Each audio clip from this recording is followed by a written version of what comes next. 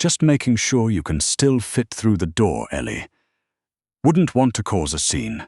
The ballroom went quiet in that particular way that only happens when something cruel has been said in public, not silent exactly, but hollowed out. The music and laughter suddenly floating somewhere above everyone's heads, while 200 people collectively decided whether to pretend they hadn't heard. Eleanor Briggs had heard. She stood at the entrance of the Harrington Grand's main ballroom, one hand still resting on the gilded door handle, her dark green velvet dress, the one she'd spent 3 weeks finding, the one she'd told herself was perfect, suddenly feeling like a costume she'd borrowed from someone braver. The chandeliers overhead were enormous and merciless, flooding everything in warm gold light that had absolutely nowhere to hide in. Kevin Marsh stood 6 feet away with a champagne flute and a smile that hadn't changed since the day he'd told her he loved her 4 years ago. It had always been that smile, charming enough to make you question what you'd heard, mean enough that you knew exactly what he meant. His date laughed first, then a few others nearby. Then the sound dissolved back into the general noise of the evening, the way a stone disappears into water, the ripple lasting longer than the splash. Eleanor let go of the door handle. She didn't flee. She'd fled enough in her life, from locker rooms at 17, from beach invitations she'd declined for a decade, from mirrors in department store fitting rooms. She was 29 years old, and she had a master's degree in environmental law, and she had argued in front of federal judges, and she was not going to flee from Kevin Marsh and his forgettable date at the Chicago Conservation Alliance annual gala. But her hands were shaking, and the room felt very large. She moved toward the bar because that was what you did. You moved toward something so it didn't look like you were moving away from something else. She kept her chin level. She had practiced this, though not consciously, in the way that people who have been told their whole lives that their body is a problem practice, the simple act of existing in public without apology. The bar was marble-topped and long, and mostly deserted at this end of the room. Eleanor set her small clutch down and signaled the bartender for sparkling water. She didn't want alcohol. She wanted her hands to stop shaking, and alcohol wouldn't accomplish that. "He said that loud enough for people to hear," said a voice beside her. It wasn't a question. It wasn't a platitude. It wasn't, "Oh, honey," or "Don't listen to him," or "You look great." It was just a statement, calm and direct, the way someone might note the temperature outside. Eleanor turned. The man standing an arm's length away was not someone she recognized, and she knew most of the faces in this room. She'd been working conservation law in Chicago for 4 years. She'd attended this gala twice before. He wasn't a donor she'd seen at a previous event. He wasn't a politician or a board member. She would have remembered him. He was perhaps 35, dark-haired, dressed in a suit that was clearly expensive without advertising the fact. There was something still about him that had nothing to do with being relaxed, more like a person who had decided, some years ago, that unnecessary movement was a form of weakness. He was looking at her, not at Kevin, not at the room, just at her. "Yes," she said. "He did. Former boyfriend, former fiancé." She picked up her sparkling water. "We were engaged for 11 months. He ended it 14 months ago." She didn't know why she was telling him this. She hadn't told anyone at the gala tonight. She'd arrived planning to network and be professional, and not think about the fact that she'd known Kevin would be here. The man nodded slowly, like he was filing the information somewhere useful. "And tonight was the first time you'd seen him since, the first time in the same room." She looked down at her glass. "I've seen him from across the street. I live 3 blocks from his office." A pause, not an uncomfortable one. "What's his name?" She looked up. There was something in the question that made her pay attention, not to the words but to the tone underneath them. Quiet. Specific. The way someone asks a question they intend to do something with. "Why?" He didn't answer right away. He picked up his own glass, whiskey, neat, and took a measured sip. "Because I'd like to know. I don't know your name," Eleanor said. "Declan Rourke." She knew that name, not from the gala circuit, not from the conservation world. From the financial section of the Tribune, from a profile she'd skimmed last year, from a boardroom story she half remembered, Rourke Capital, private equity that had become something considerably larger over the past decade, the kind of company whose name appeared in the footnotes of major Chicago development deals, the kind of man that city aldermen returned calls to within the hour. "Eleanor Briggs," she said. "I know." He said it without arrogance, just information. "You argued the Kendrick Wetlands case in front of Judge Harmon last spring. You won." She blinked. "You followed that case? I have interests in the properties adjacent to the Kendrick parcel. I was watching it closely." He paused. "You were very good. Coming from anyone else, it might have felt like flattery. Coming from him, it felt more like a professional assessment, accurate and unsentimental." "Kevin Marsh," she said. She wasn't sure why she said it. Maybe because the shaking in her hands had stopped sometime in the last 2 minutes, and she wanted to see what he'd do with the name. Declan looked across the room. She didn't follow his gaze, but she could tell from the small shift in his posture that he'd located Kevin immediately. "How long has he been doing that?" he asked. "Saying things like that," she considered. "The whole time we were together, actually, it was always small, always deniable, just making sure you can still fit through the door. Or maybe we skip dessert tonight, or this dress is a little much, don't you think?"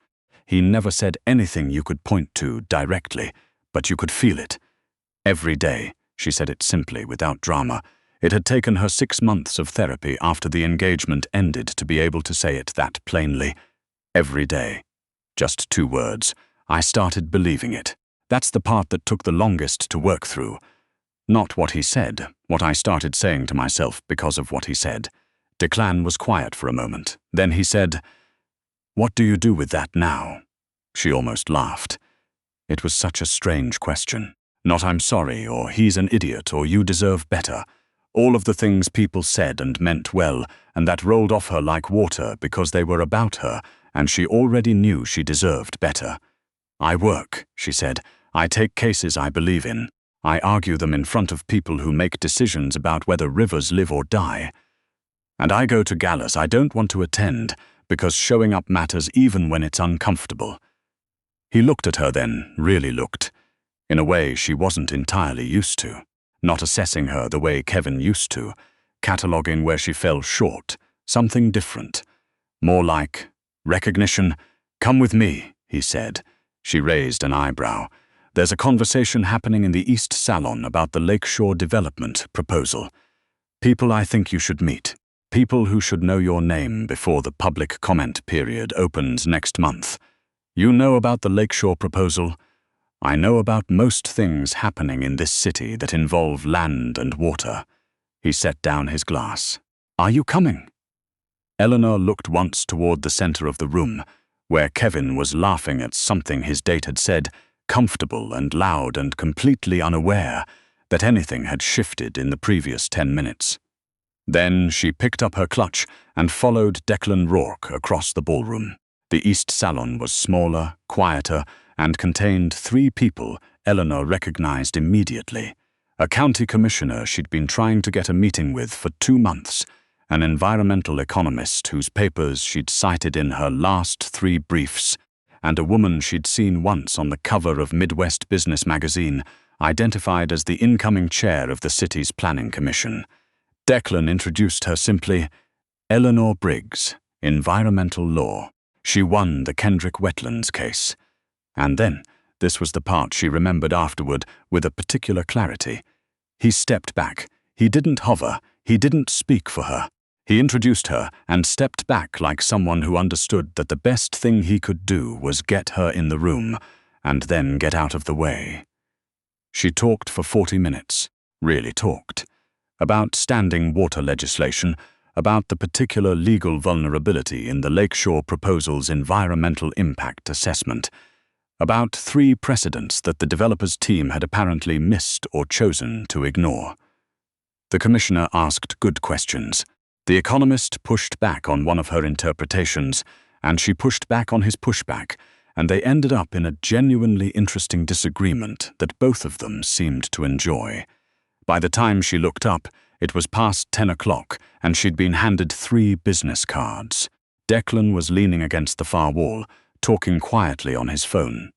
He ended the call when he noticed her looking. "The commissioner wants to schedule a meeting," Eleanor said. "I know," he told me. He pushed off the wall. "Are you hungry? The kitchen here is mediocre, but there's a place 2 blocks north that isn't." She thought about going back into the main ballroom, about Kevin's smile and the sound of the room hollowing out. "Yes," she said, "I'm hungry." The restaurant was small and Italian and serious about what it did, the kind of place with no menu on the door and no sign above it either, just a number and a black awning. They took a corner table. Declan ordered without asking her, which should have annoyed her and somehow didn't. He'd asked, first, "Is there anything you don't eat?" And when she said no, he'd made selections with a quiet confidence that felt less like control and more like someone who was genuinely good at something and was applying that skill. "You grew up here?" he asked, after the bread arrived. "Springfield. I came to Chicago for law school and didn't leave. Why environmental law?" "My grandmother had a farm outside Springfield. When I was 12, a chemical company's runoff contaminated the creek that ran through her property. She fought it for 6 years and lost. By the time the case resolved, she'd sold the farm and moved into town." Eleanor broke off a piece of bread.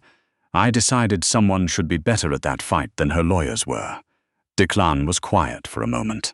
"That's a more specific answer than most people give. Most people give answers they think are acceptable," she said. "I stopped doing that a while ago." He looked at her steadily. When I realized Kevin's opinion of me was going to outlast Kevin if I let it." She said it evenly. "That took a while to understand.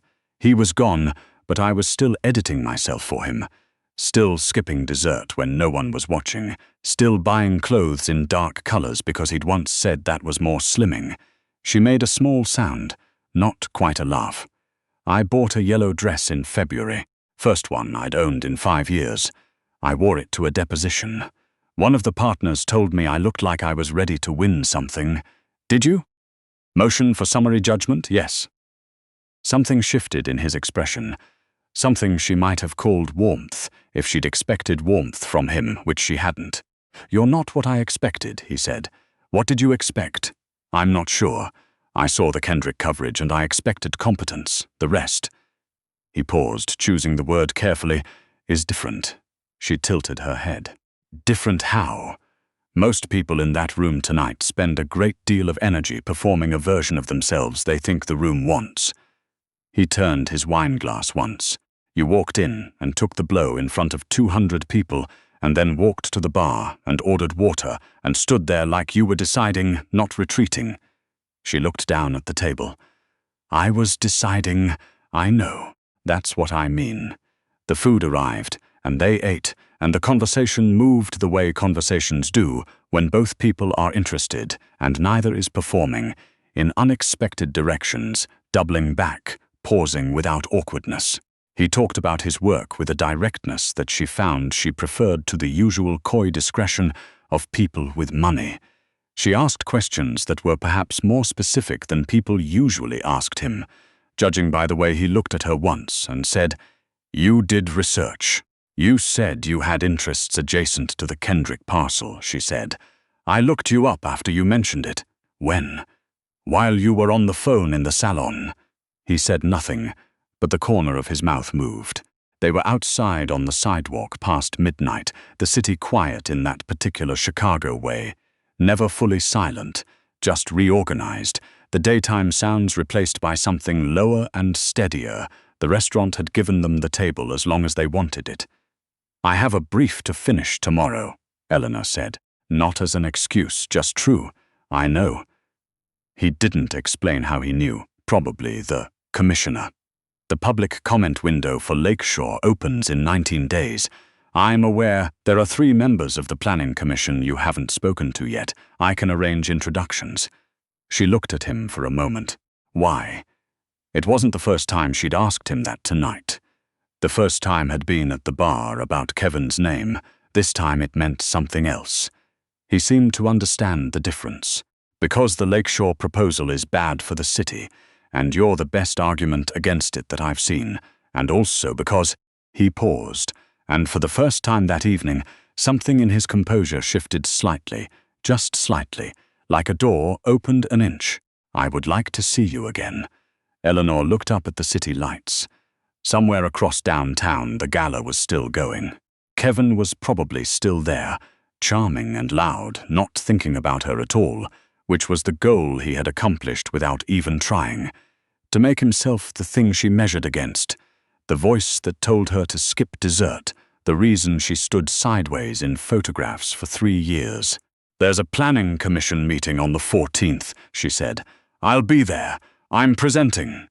"You'd just be in the audience." "I know." He said it with that same level certainty, like he had decided at some point where he wanted to be and was comfortable saying so. She looked at him again, at the particular quality of stillness that she'd noticed at the bar and that she understood better now. It wasn't coldness, it was patience. The kind that comes from knowing what you want and being willing to wait until the moment is right. "Okay," she said. He nodded once. "I'll have my assistant send you the contacts for the 3 commission members this week, and I'll review the Lakeshore documentation and send you the specific vulnerabilities. You'll want them before you speak to anyone else about this." "Yes," he said, "I will." A cab moved down the street. She raised her hand. "Eleanor." The way he said her name was different from how Kevin had always said it. Kevin had a habit of drawing out the first syllable just slightly, a small private signal that he was about to need something from her, or find something wanting. Declan said it like it was simply her name, complete, requiring nothing added or removed. She turned. "The dress is extraordinary, by the way," he said. "The green, I should have said that earlier." She felt something loosen in her chest. Not because a man had complimented her, she knew by now that was not the point, but because the words were specific, and he'd chosen to say them at the end rather than the beginning, as though it had nothing to do with reassurance, and everything to do with the fact that it was simply true, and he wanted her to know he'd noticed. "Thank you," she said, and meant it without complication. The cab stopped. She got in. The planning commission meeting on the 14th was standing room only. Eleanor had known it would be in the abstract. She'd been the one to file the request for extended public comment. She'd been the one to send the legal analysis to 6 different environmental organizations who had each forwarded it to their membership lists. She'd been the one to spend 9 days working backward through the Lakeshore developers' environmental impact assessment, finding the 3 specific places where their methodology was not just weak, but, and she used this word carefully, because it meant something precise in a legal context, fraudulent. She hadn't expected a full room, but the room was full. She presented for 22 minutes. She kept her voice level and her pace deliberate, and she did not look at the faces in the gallery because she had learned, arguing in federal court, that the audience was not her job. The argument was her job. When she finished, the room was quiet for a moment before the applause started, which told her more than the applause itself. During the public comment period, Kevin Marsh walked to the microphone. She hadn't known he'd be there. His firm did commercial real estate. She should have anticipated some overlap with the Lakeshore interests, but she hadn't, and there he was, standing at the public microphone in his good grey suit, addressing the commission with that familiar, reasonable voice. "I think we need to be careful," Kevin said, "about allowing emotional arguments to substitute for technical expertise. The Lakeshore team has engineering credentials that—" "The environmental impact assessment used a 2019 hydrology model," Eleanor said. She was not at the microphone. She was in the front row of the gallery. She was not supposed to speak again. Every head in the room turned. The commission chair, a careful man who valued decorum, looked at her. "Miss Briggs, I apologize," she said, not looking at Kevin. "I'll wait for the appropriate moment." The appropriate moment came 45 minutes later, during the second public comment period. She walked to the microphone and addressed the commission for 3 minutes and 17 seconds. She knew because she'd timed it, and dismantled the engineering credentials argument so thoroughly and specifically that 2 of the 3 commission members were already leaning toward each other and talking quietly before she was finished. When she turned from the microphone, Kevin was already leaving. She didn't watch him go. Declan was waiting in the hallway outside. She hadn't asked him to be there. He'd said he would be, and he was, which she was learning was simply how he operated. 3 commission members, he said. All 3 asked for the full documentation. I'm sending it tonight. He fell into step beside her as she walked toward the exit. The developer's legal team will file a response. I know. I've already written the counter. You wrote the counter before they filed the response? There are only 4 arguments they can make. I've addressed all 4. She pushed the door open. The evening air was cool, carrying the particular Chicago combination of lake water and city grit that she had spent her 20s learning to love. I grew up watching my grandmother fight with the wrong tools. I decided a long time ago that I would always be 3 moves ahead. You are, he said. It wasn't a compliment exactly, more like a fact being confirmed. They walked half a block before he said, There's one more thing. She looked at him. Kevin Marsh's firm has a contract with 2 of the Lakeshore development partners. When this proposal fails, and it will fail, that contract fails with it. He'll have a difficult conversation to have with his partners. Eleanor considered this. Did you know that before tonight? Yes. Did you make sure his firm got that contract? A pause. Small. I made sure they were in a position to compete for it. She stopped walking. Declan stopped beside her. The streetlight overhead was doing the same merciless work as the ballroom chandeliers, flooding everything in harsh gold, nowhere to hide, and he stood in it without concern. Why? She asked, for the 3rd time that night, and this time she wanted the full answer. He looked at her steadily. Because the Lakeshore proposal needed to fail, and it needed a legal argument strong enough to make it fail. And you were that argument. And because a man who uses someone the way he used you should face consequences proportional to what he took from her. He paused. And because I wanted you to win in a room where he was watching. Eleanor was quiet for a long moment.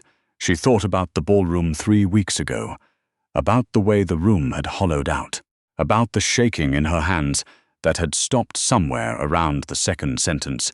Declan had spoken to her. Not because he'd said anything particularly reassuring, but because he'd spoken to her like a person whose hands should not be shaking. That's an enormous amount of engineering for something that wasn't guaranteed to work, she said. You were always going to win the case, he said. The rest was supplementary. She laughed, properly, unexpectedly. The kind of laugh that happens when something is genuinely funny rather than when something is meant to be. He watched it with an expression that was difficult to read, except that it was not indifferent. Coffee, she said. There's a place on Wabash that's still open. I know the one, he said.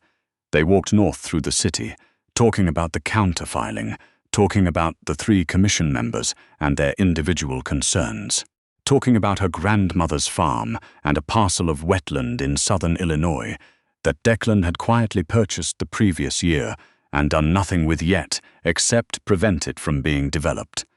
At no point did she feel small.